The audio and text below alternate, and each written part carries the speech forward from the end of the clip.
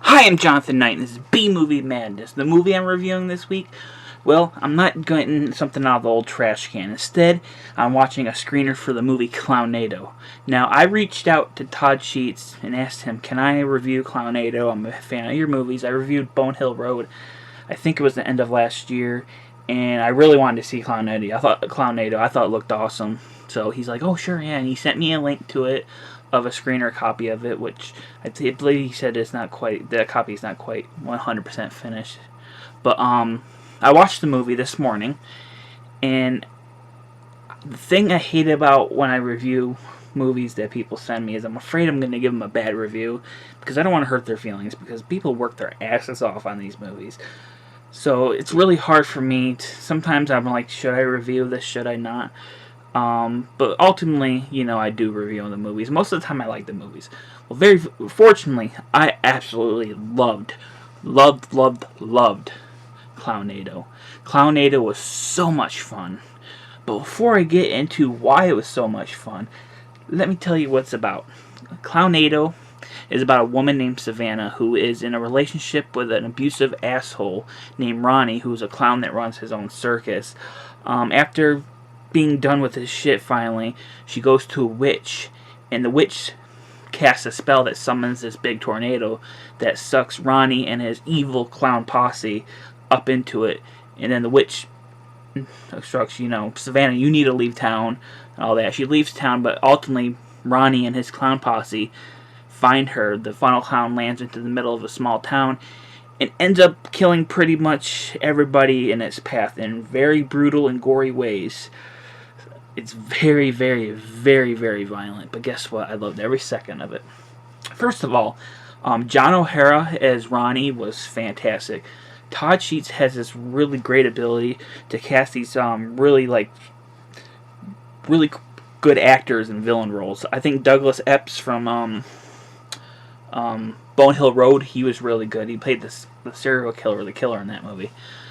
So John O'Hara was fantastic as Ronnie. The whole clown posse was great in general, but John O'Hara, he was perfectly over the top, perfectly sleazy and evil. Every second he was on screen was enjoyable. Fortunately, we have both great villains, and we have actually great characters otherwise, because sometimes you get really good villains and you get these bland, forgettable characters. Fortunately, in this movie, we don't have that. We have this colorful, fun group of characters. You got a rednecky dude named Hunter. You got this black Elvis impersonator named Dion. You got this teenage runaway, and you got this badass stripper named Bambi. And they're the people that all band together to try to stop Ronnie and his clown posse, along with Savannah, who was and they were all fun to watch. And I think all the acting was good. Antoine Steele, who plays the black Elvis impersonator Dion, he was great. He's been in a lot of Todd Sheets movies. I looked it up on IMDb, and he's been in his movies since I think the 80s. So he's been working with him for a long time. Hunter, the rednecky dude, Bobby Westrick, I think his name is, he actually worked with Todd in the 90s. So there's a lot of people, that worked with him. And then there's Dylan Fawn Harvey, who plays Bambi the stripper. First out, big shout out, because she's a Facebook friend of mine. Hi. She's great in this movie. She's badass, and yes, there is a strip scene with her early on in the movie. I don't know if I was going to mention that at first, because I didn't want to seem like, but it's a great scene. So I'm not going to, I'm just going to mention it. It's a great scene, great strip scene, and she's badass in it. And everyone's the acting for the most part is pretty solid. It's a low budget movie, so there's going to be some acting that's better than the others. That's something you got to, deal with when you're working with when you're watching an indie movie. But another surprise was Douglas Epps, who played the serial killer in Bonehill Road, which I mentioned. He plays the characters in this movie, and at first I thought he was going to be playing probably the similar character he played in that movie. But Todd actually, it feels like Todd Sheets anticipated we were going to think that, so he took that character in a different direction. I really was taken by surprise by it. And in fact, there's a lot of surprises in this movie. There's a lot of twists and turns that I was not expecting. Directions they go with certain characters that I was not expecting at all. So I really appreciate that. As for the special effects side of things, there is some visual CGI. That's mainly to do with the storm stuff. At the version I watched, some of it said it wasn't You know, the sound in that was going to be, you know, it was maybe a little rough, but the sound mix was fine. It sounded great to me.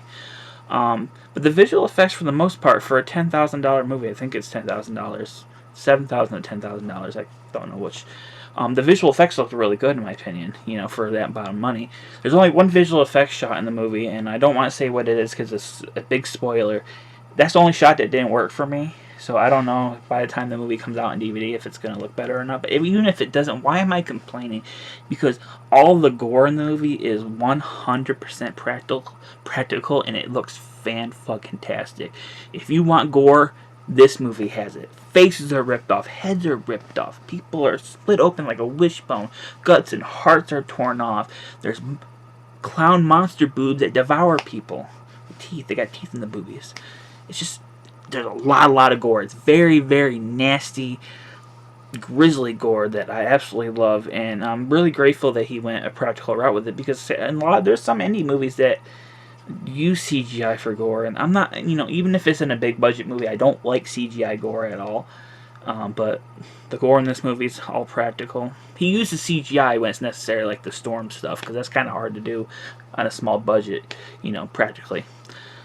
And it looked fantastic. I thought the clown makeup was really good. I thought all the clowns had their own look. They looked fantastic. They were creepy. There's even a little person clown that appears towards the end of the movie, and he's really creepy too. If you watch the trailer, I'll have the trailer embedded at the end. You'll see him. He's really creepy.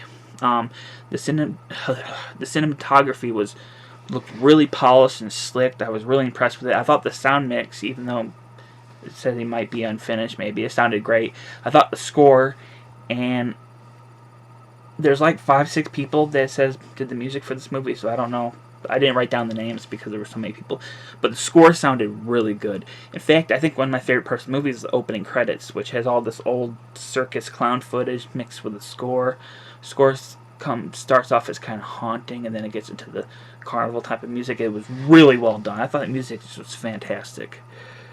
It was so well done, and you know, I was really surprised. It looked really polished. The music was great. The acting was good. The characters were fun. There was a lot of gore. The thing I like about Todd Sheets is he always delivers that kind of stuff. And each movie I watch of his, he gets better and better at directing.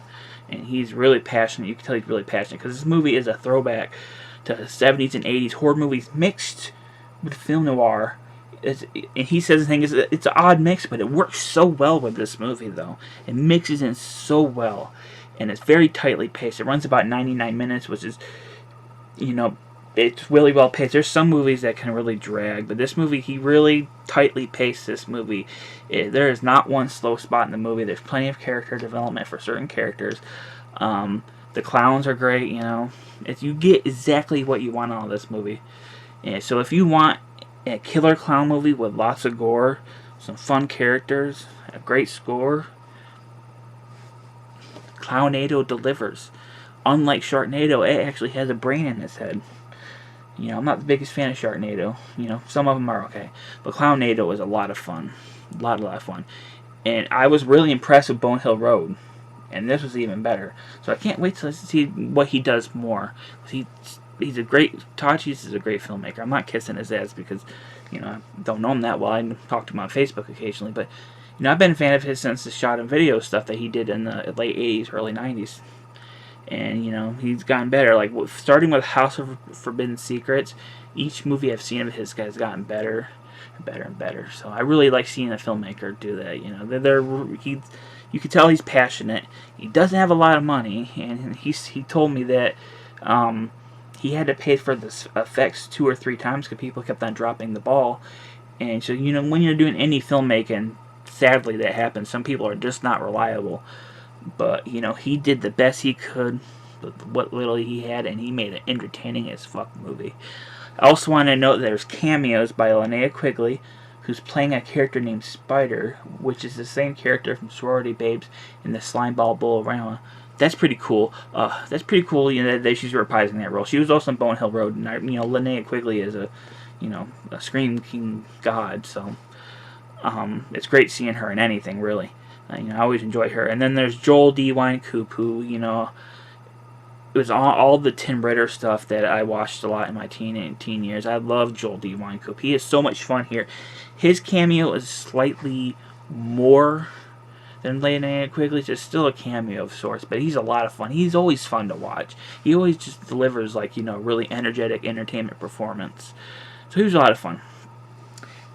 He appears towards, I think, the third act of the movie. But overall, to end this very long review, I don't know how long it is. I'm not, you know, I'm not a very good reviewer, but still. Do I recommend Clownado? I really do. Now, I will put the trailer at the end. If you like what you see in the trailer, you will like the movie. You know, and if you want to watch the movie, it comes to DVD September 17th. So it's a little while away, but it's worth the wait. And I do highly recommend it. If you're a Todd Sheets fan, and of course you're probably going to watch this, but I highly recommend it to you, of course. But for people who just want a good old-fashioned, gory, good time, watch Clownado. You get clowns, gore, boobs, fun characters. You get everything you want in a movie. So I give it, I don't have a rating system, I don't think. I give it 2 thumbs up. I loved it. Fantastic, fun movie. If you like my channel, if you like my channel, give me a thumbs up. You know, subscribe. Let me know what you think of the review. I really appreciate everybody who watches my reviews. I really had a fun time watching Clownado. It's always fun watching a movie you really like for the first time. I'm giddy. I'm giddy about it. I love this movie so much. So I can't wait to buy a copy of it. It's a little far away, but it's going to be worth it. It's going to be worth it. So, like I said, if you like me, subscribe, comment, hit the bell or whatever. I'm Jonathan Knight, and this has been B Movie Madness. Thanks for watching.